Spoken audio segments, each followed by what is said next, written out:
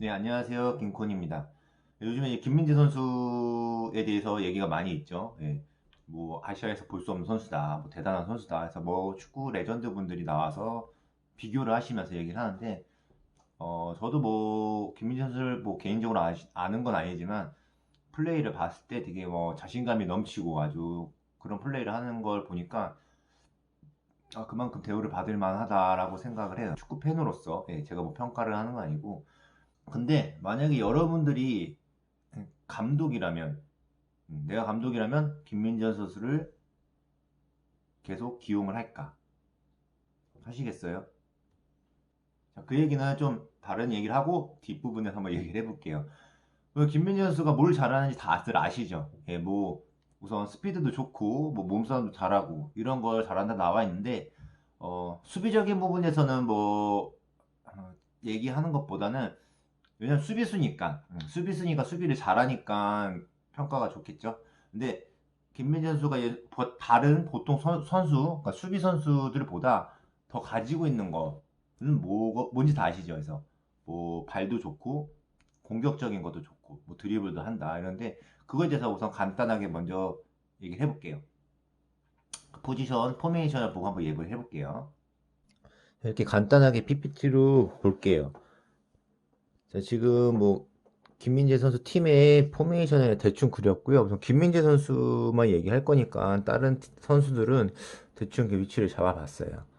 자, 이런 식으로 이제 김민재 선수가 이제 3백에서 중심을 잡고 플레이를 하고 있어요. 이 3-5이든 3-4-3이든 약간 가운데 선수가 어떤 공격적으로 하는 어떤 선택할 수 있는 그런 것들에 대해서 얘기를 해볼게요. 요 부분에 대해서도 이제 내 입장에서 수비수에서 공을 받았을 때 선택할 수 있는 조건을 여러 개 가져가는 걸 제가 옛날 영상에도 한번 343 얘기를 하면서 아마 했을 거예요. 그거를 어떻게 이제 김민지 선수가 어떻게 그거를 하고 있는지에 대해서 플레이를 보면서 얘기를 하면 좋은데, 영상을 못 보죠. 예, 영상을 좀 편집해서 보면 확실히 좋은데, 자, 우선은 뭐 볼을 잡았을 때 선택의 길이, 패스의 길이 한 대충 이 정도가 있을 거예요. 이게 어떤 경우냐면, 저도 이제 3백 343이나 이런 플레이를 했을 때 선수들한테 미팅 프로그램 만들었을 때 이런 자료를 한번 만들은 적이 있어요.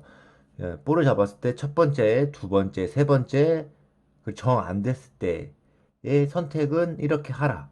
예, 이렇게 선수들한테 지시를 하고 교육을 하는데, 우선 가장 기본적인 거는 제 주변에 옆 사람 수비수한테 패스를 연결해 주는 거예요.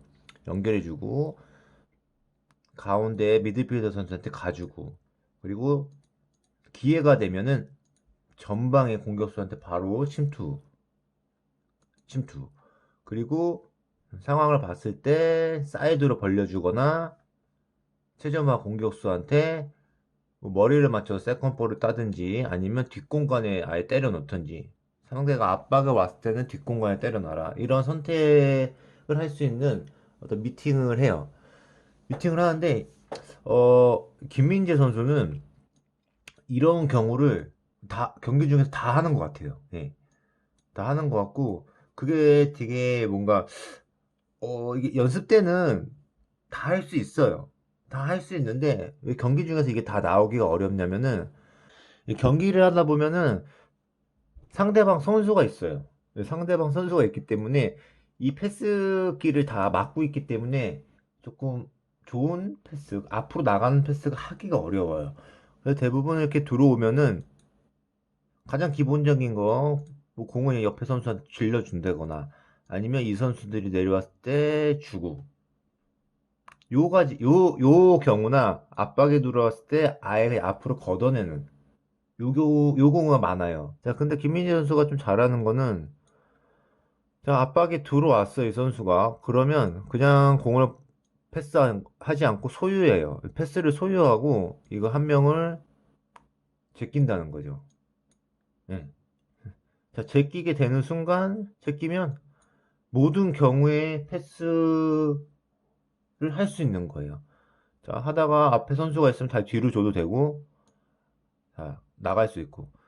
근데 대부분 제치게 되면 공격적으로 나간단 말이에요. 전방의 선수한테 바로 준다거나, 사이드로 벌려준다거나, 그렇죠? 나와 있는 공간에 빈 공간에서는 준다거나, 이렇게 해서 공격을 시작하게 된다는 거예요. 자, 이게 상당히 이게 상당히 어려운 게 뭐냐면, 수비수들은 좀 안정적으로 수비를 해야 하기 때문에 압박이 오면은 요걸 한 명을 제낄 생각을 잘 못해요. 하더라도 전방에서 강하게 압박이 들어오면 쉽지 않습니다. 요거 쉽지 않은데 이게 매 경기마다 거의 나오고 있는 것 같아요. 예. 요거는 이 선수의 어떤 공격적인 성향이고, 그거에 대한 뭐 몸에 배어 있는 뭐 많은 훈련을 했겠지만 생각 자체를 앞으로 공을 앞으로 주겠다는 생각이 강하기 때문에 요런 걸 하는 거고, 자신감이 있기 때문에 요걸 하는 거예요. 요거를 하다가 몇 번 뺏기고 그러면 쉽게 못 할 거예요. 근데 여태까지 이걸 성공적으로 했기 때문에 이게 어느 정도 생각이, 그 축구를 하면서 생각을 하면서 앞으로 전방에 주는 플레이, 이게 상당히 지금 잘 소화를 하고 있는 선수예요. 그렇기 때문에 다른 선수들이랑 차이가 난다고 생각이 들어요. 물론 수비 능력적으로는 뭐 좋기 때문에 이게 그 정도의 뭐 네임밸류가 있겠죠. 예, 그래서 뭐 수비적인 거는 뭐 TV 프로그램에서 다른 선수들이 많이 언급을 했을 거예요. 뭐 상황 판단이나 뭐 스피드, 몸싸움, 피지컬, 그리고 1대1 대결에서 얘기했기 때문에 오늘은 이 공격적인 걸 얘기하기 때문에 그거는 제가 좀 빼고, 이런 부분에 있어서 상당히 튄다. 예, 얘기를 하는 거예요. 그래서 이게 뭐 잘 되려면은, 자, 이 미드필더가 이제 대각선을 움직여주고, 이게 미드필더 볼을 잡는 어떤 그런 방식인데, 요것도 팀에서 잘 이루어지기 때문에 이 선수가, 김민재 선수가 어떤 볼을 뿌려줄 수 있는 게 잘 되고 있다고 생각합니다. 물론 볼을 뿌려준다고 해서 득점이랑 연결되면 좋겠지만, 예, 그거는 별개고, 우선은 김민재 선수의 역할, 그 미드필더의 선수의 역할은 이 안에서 잘 되고 있는 것 같아요. 자, 이렇게 그냥 김민재 선수가 뛰고 있는 포지션에서 뭘 잘하고 어떻게 역할을 하는지 간단하게 설명을 했어요.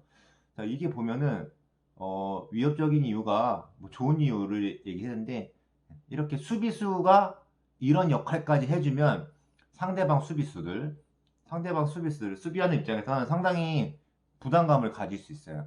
자, 원래 이런 공격적인 패스를 미드필더 선수가 좀 여유롭게 볼을 잡으면 긴장을 하고 준비하는데, 저 끝에 있는 최종 수비수가 전방까지 침투 패스를 해준다든지 이런 걸 해버리면 수비수 볼이 저 반대쪽에 있어도 좀 긴장을 할 수밖에 없어요.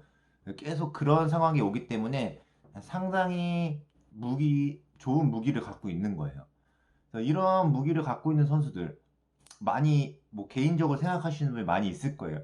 근데 저는 이제 해외 축구를 많이 안 보다 보니까 제가 있었을 때 지금 현재 K리그 선수들이 어떤지 모르겠는데, 제가 있을 때 생각나는 선수를 한번 얘기해 보면 한국 선수는 아니었어요. 용병이었는데, 정확한 플레임은 모르겠는데 요니치라고, 마테 요이치, 예, 정확한 이름이 이걸 거예요. 저는 요니치라고 뭐 마테 이렇게 불렀는데, 그 선수가 있었어요. 제가 인천 팀에 있을 때, 제가 제일 많이 다뤘던 포메이션 3-4-3 할 때, 이제 뭐 똑같은 위치는 아니지만 저런 역할을 많이 했어요. 그래서 뭐 감독과 그 선수와 미팅을 했을 때도 너가 볼을 잡았을 때는 이렇게 이렇게 이렇게 해라, 해줬으면 좋겠다 얘기를 해주는 거예요. 근데 그 선수는 그거를 참 잘 이행을 해줬어요. 처음에는 조금 안 됐지만 예, 실력이 있는 선수다 보니까 하면서 경기가 늘어나면서 여유가 생기고, 그래서 공격적인 부분에서도 많은 패스 성공률을 보이고 위협적인 패스, 팀의 공격적인 패스를 많이 해줬어요. 아마 제가 부상이나 뭐 경고 누적이 아니면 풀타임으로 뛰었을 거예요. 근데 또 반대로 수비적인 피지컬이 좋고 뭔가 능력은 있지만 어떤 이런 똑같은 공격적인 거를 많이 시도를 하고 했던 선수도 있어요. 근데 그 선수는 경기를 많이 못 뛰었어요. 감독과의 불화설도 있고. 그 선수가 이런 선수를 보면서 모든 아무리 실력이 있고 하더라도 우리 팀에 조금 안 맞는 선수면은 경기를 뛰지는 못하는구나 이런 생각을 했어요. 그래서 만약에 본론으로 다시 처음에 했던 얘기 들어가서 김민재 선수 제가 만약에 축구 감독이에요. 축구 감독인데 김민재 선수가 왔어요. 경기를 뛰킬까요? 여러분들은 어떻게 하시겠어요? 저는 경기를 뛰켜야죠. 네, 당연히 뛰켜야죠. 그 좋은 선수를. 네, 맞아요. 어, 이 선수가 만약에 김민재 선수가 좋은 팀 1팀과 최하위 팀에 들어갔을 때 상황은 어떻게 될지 모르겠지만 우선은 뛰켜야죠. 좋은 선수니까 뛰어야죠. 예. 출전을 시켜야 되는데 근데 조금 어떤 감독들은 조금 어려워할 수 있어요. 어려워한다는 게 뭐 여러 가지 조건이 있는데 우선 첫 번째로 김민재 선수가 좀 나이가 만약에 있다. 감독과 최고참 선수가 만약에 최고참이라고 생각했을 때 네임밸류가 있고 최고참이면 그 선수를 다루는데 조금 부담감을 가져요. 예. 왜냐하면 이 선수가 가지고 있는 커리어가 있고 실력이 있기 때문에 내가 원하는 축구를 하고 싶어도 이 선수가 그거를 받아들이고 뭔가 그거를 설득을 시키고 교류가 있어야 되는데 공감을 해야 되는데 안 되는 경우도 있어요. 그러면 되게 유명한 선수도 경기를 못 나올 때가 있어요. 그래서 뭐 불화설이 있고 그런 경우가 있는데 이게 감독의 능력입니다. 이거는 물론 그 선수를 감독이 원해서 뽑았겠지만 아닌 경우도 있거든요. 그래서 그런 거에 대해서 한 가지 이유가 있고 또 한 가지는 우리 경기 스타일이랑 안 맞는 경우가 있어요. 우선은 어떤 감독은 수비를 안정적으로 하고 싶어 하는 감독이 있어요. 그리고 수비는 수비 위주.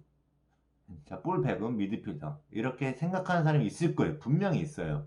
있는데 그런 선수들, 그런 감독들은 가장 우선시하는 게 수비선 안정성이죠. 예. 공격적인 거. 물론 상황에 맞게 필드 안에서 선수들이 하는 거예요. 하는 건데 자, 우선은 너는 수비적이기 때문에 네가 볼을 받으면 최대한 보이는 선수 볼을 오래 갖고 있지 말고 패스해주고 다시 자리 잡고 패스해주고 자리 잡고 라인 컨트롤하고 이런 거를 제일 1순위로 주문하는 감독이 있어요. 근데 이런 감독 밑에 어떤 최종 수비수가 어떤 공격적인 거 그런 거를 계속 시도한다면 물론 잘하면 상관없어요. 잘하면 상관은 없지만 내가 1순위를 얘기한 걸 자꾸 본인의 생각대로 한다고 생각할 수도 있어요. 그러다가 이제 뭐 상대 압박이 강하거나 뭐 상대 압박 수준이 좀 다른 팀을 만났을 때 바로 역습을 맞을 수밖에 없거든요. 그래서 이런 게 계속 실수가 나오면 이런 선수는 조금 출전시키기 좀 어려워할 수도 있어요. 네, 어려워할 수 있어요. 잘하면 상관없어요. 네, 잘하면 상관없는데 근데 제 생각에는 그 선수가 아무리 잘한다 하더라도 계속 내가 이걸 요구하고 했는데 그걸 안 한다는 어, 조금 어긋날 수도 있다고 생각해요. 예. 그 선수가 아무리 잘하던 우리 팀에 안 맞다고 생각할 수도 있어요. 요즘 이 축구뿐만 아니라 요즘 문화 내가 잘할 수 있는 멀티플레이어가 거의 다 그냥 다 잘해야 되잖아요. 일반 사람도 그렇고 뭐 연예인도 그렇고 이것도 잘해야 되고 저것도 잘해야 되고 하니까 만약 수비수가 공격까지 잘하고 드리블도 잘하고 미드필더 역할도 해준다. 그럼 얼마나 좋아요. 예. 근데 요거를 자꾸 문제 삼아서 넌 이거 하지 마라. 이거 안 했으면 좋겠어 하면은 그 감독은 오히려 대중이나 팬들한테 안 좋게 보일 거예요. 근데 이거는 이 감독이 그 팀을 만들어가는 철학이기 때문에 그거를 좀 비판하는 건 좀 아닌 것 같고, 물론 성적이 안 좋으면 당연히 비판을 받겠죠. 이제 그런 식으로 운영을 해서 괜찮은 평가를 받는다면 그 감독의 철학도 인정을 해줘야 돼요. 예. 물론 이게 감독만의 그런 커뮤니케이션이 아니라 그냥 선수. 그래서 김민재 선수가 처음에 플레이 제일 프로 처음에 입단했을 때 제가 플레이는 보지는 못했는데 처음부터 이랬나요? 네, 저는 진짜 궁금한데 한번 찾아봐야 될 것 같아요. 자, 계속 감독이 수비 중심으로 위험한 플레이 하지 마라 하고 요구를 받았던 적이 있었을 거예요. 예, 없진 않았을 거예요. 근데 계속 이런 본인이 그거는 수용을 하면서 상황에 맞게 내가 이때는 이렇게 이렇게 해서 이렇게 한다.